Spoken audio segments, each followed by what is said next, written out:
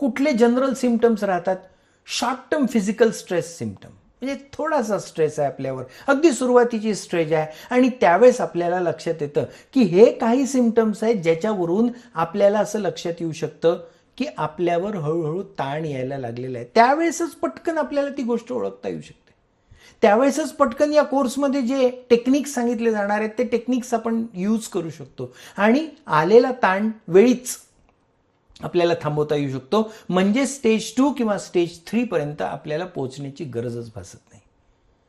पण आपण जर त्याकडे दुर्लक्ष केलं तर आपली बॉडी मात्र कामाला लागलेली असते, आपलं मन मात्र कामाला लागलेलं असतं आणि त्यामुळे त्या ताणासोबत जो संघर्ष चालतो तो ऑलरेडी सुरू झालेला असतो. तो संघर्ष फार मोठ्या पातळीवर न होऊ देण्यासाठी हे काही सिम्पटम्स आपण लक्षात घेतले पाहिजे. ड्राय माउथ, आपलं तोंड किंवा आपला घसा कोरडा पडणे, आपली स्किन कोरडी पडणे किंवा थंड पडणे, आपले हातपाय थंड पडतात, कधीकधी हातपाय थंड पडतात, ती देखील ताण निर्माण होण्याची सुरुवात आहे असं आपण समजायला हवं. आपल्याला घाम खूप जास्त यायला लागला, खूप जास्त, आणि अचानक खूप जास्त घाम येणं हे देखील एक सिम्पटम आहे. आपली हृदयाचे जे बीट्स आहेत ते वाढणे, साधारणतः 70-72 पर मिनिट असे आपले हृदयाचे नॉर्मल हार्ट रेट आपण समजतो. पण खूप जास्त जर जास्त काळापर्यंत राहत असेल, आपण कुठलं काम केलं तर तो हार्ट रेट वाढतो पण तो पुन्हा नॉर्मल होतो, तो पुन्हा साधारण 70 ते 80च्या दरम्यान राहतो. पण तो जर कंटिन्युअस 90-100 असा राहत असेल तर मात्र थोडीशी काळजी करण्याची गरज आहे.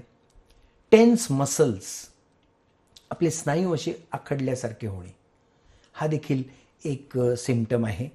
त्यानंतर नॉशिया वाटणे, अनेक गोष्टीबद्दल, जेवणाचा नॉशिया, वास सहन न होणे, वेगवेगळ्या गोष्टीचा नॉशिया येणं आणि तो नॉशिया सारखा सारखा वाढत जाणं, हा एक सिम्पटम आपण लक्षात घेतला पाहिजे. बटरफ्लायज इन स्टमक, आपल्याला पोटात गोळा येणे सारखा, छोट्या छोट्या गोष्टीवर, छोटीशी घटना, छोटीशी गोष्ट घडत असेल आणि गोळा येत असेल पोटामध्ये, हे देखील एक सिम्पटम आहे. डायरिया किंवा डिझायर टू युरिनेट, म्हणजे वॉशरूममध्ये सारखं सारखं आपल्याला जावंसं वाटणे, फिलिंग ते येत राहणे सारखं सारखं, हे देखील एक सिम्पटम शॉर्ट टर्म फिजिकल स्ट्रेसचं आहे. म्हणजे थोडासा स्ट्रेस आहे, नुकतीच सुरुवात झालेली आहे, त्या सुरुवातीच्या काळामध्ये अशा पद्धतीचे सिम्पटम्स आपल्याला राहू शकतात.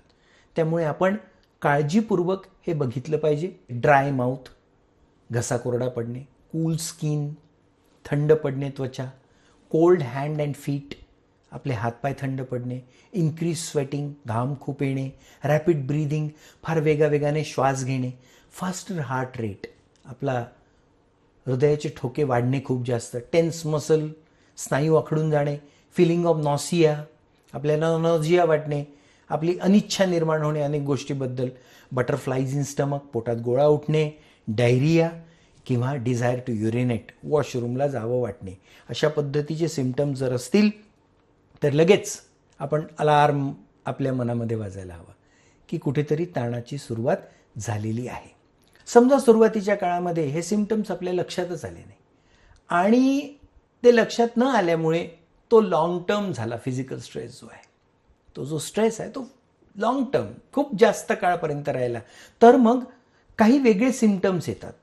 पहिल्या टप्प्यामध्ये जर आपण आपले ताण पकडू शकलो नाही, आपल्याला ताणाला नियोजन करता आलं नाही, ताणाचं व्यवस्थापन करता आलं नाही, तर निदान या दुसऱ्या टप्प्यामध्ये तरी आपण थोडंसं ओळखायला हवं की ताणाचा आता पुढचा टप्पा आपल्या आयुष्यामध्ये, आपल्या जीवनामध्ये आणि आपल्या मनामध्ये सुरू झालेला आहे.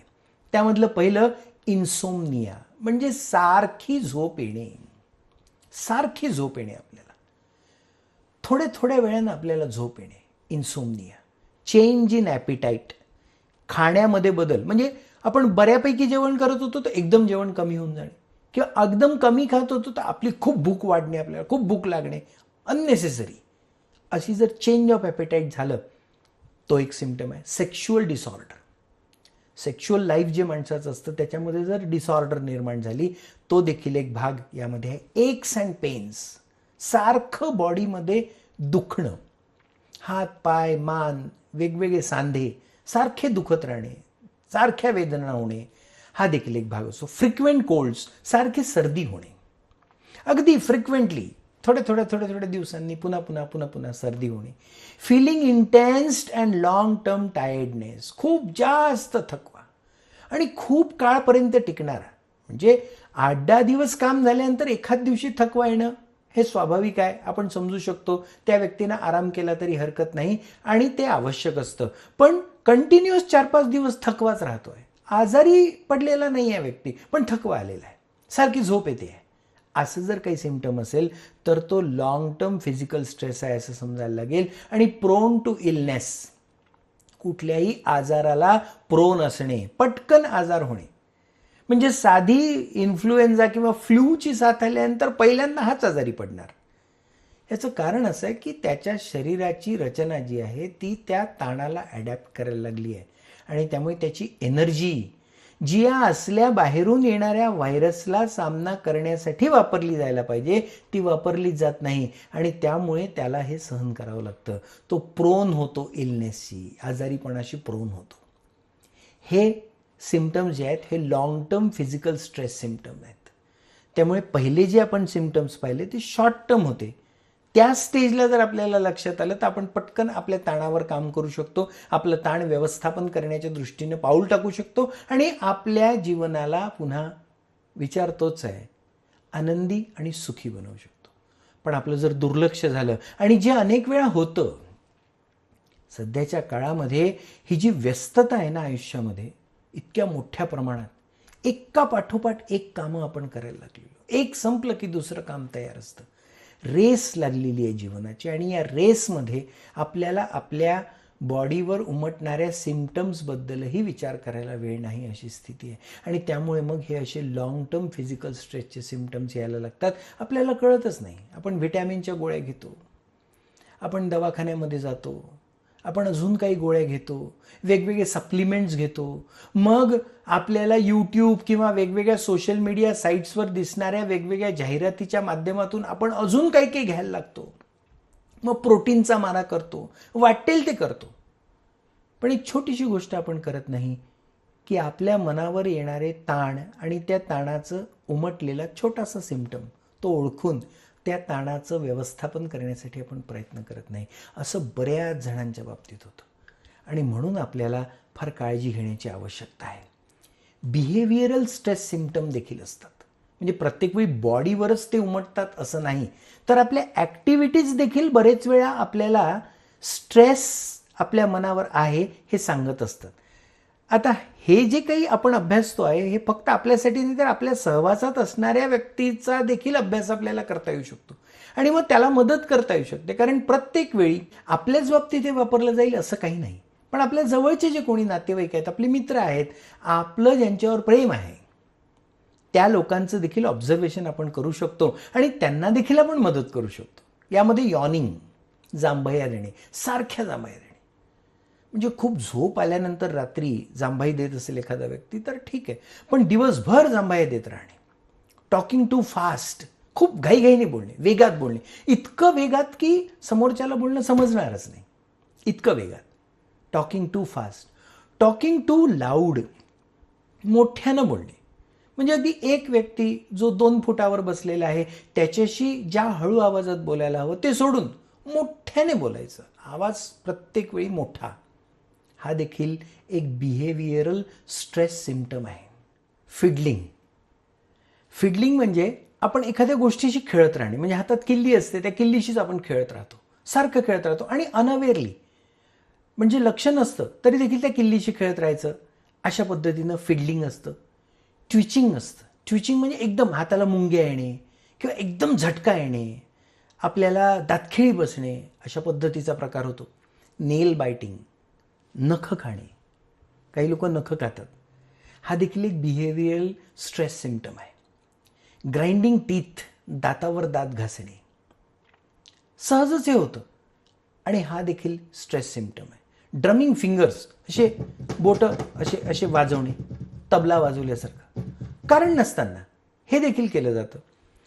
पेसिंग, फार वेगाने चालणे किंवा वेगाने बोलणे, ओव्हर रिॲक्टिंग, एखाद्या गोष्टीवर ज्या पद्धतीने रिॲक्ट करायला हवं त्याच्याऐवजी एकदम रिॲक्ट करणे, खूप जास्त इमोशनल होणे, रडू येणं, छोट्या छोट्या गोष्टीवर रडणं, ओव्हर इमोशनल, डिफेन्सिव्ह होणे, स्वतःला बचावणे, स्वतःचा बचाव करणे किंवा कायम बचावात्मक पवित्रा घेणे, सेफ, कुठलीच ॲक्शन करायची नाही, कुठलीच रिस्क घ्यायची नाही, ते देखील असतं. इरिटेबल होऊन जातं, चिडचिड, सारखा कल्ला हल्ला, निगेटिव्हिटी, या सगळ्या गोष्टी देखील होतात. आणि इरिटेबल स्वभाव होतो की थोडा वेळ आपण त्या व्यक्तीसोबत बसू शकत नाही असा स्वभाव तयार होतो.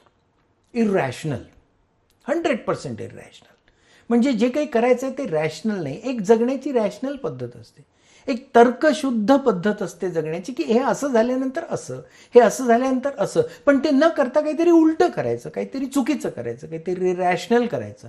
हे इरॅशनल ॲक्शन ज्या होतात त्या बॉडीमध्ये आपोआप होतात, कारण आपल्या बॉडीचं मेकॅनिझम बिघडलेलं असतं किंवा बिघडण्याची सुरुवात झालेली असते, हळूहळू ती सुरुवात झालेली असते. आणि त्यामुळे इरॅशनल बिहेवियर असतो. होस्टाईल होणे, प्रत्येक वेळी कुठल्याही गोष्टीचं शत्रुत्व स्वीकारणे, कुठलीच गोष्ट ॲक्सेप्ट करायची नाही, प्रत्येकाशी शत्रुत्व घ्यायचं आणि भांडणं करायची. सहज भांडणं सुरू होतात असं बघतो आपण, की कधी कधी बिहेवियर एखाद्या व्यक्तीचा असं तयार होतो की तो सहज भांडायला लागतो आणि विनाकारण भांडायला लागतो.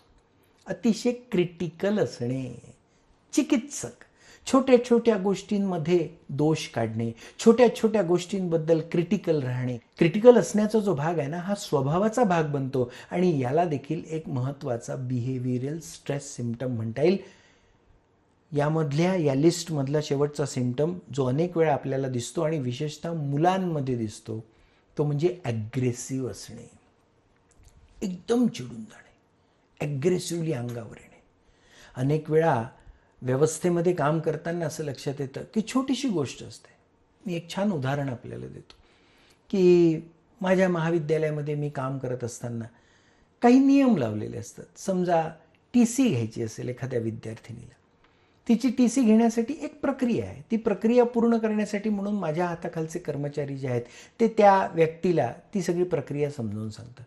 पण जो मुळात ताणामध्ये आहे तो एकदम ॲग्रेसिव्हली अंगावर येतो, एकदम ॲग्रेसिव्हली.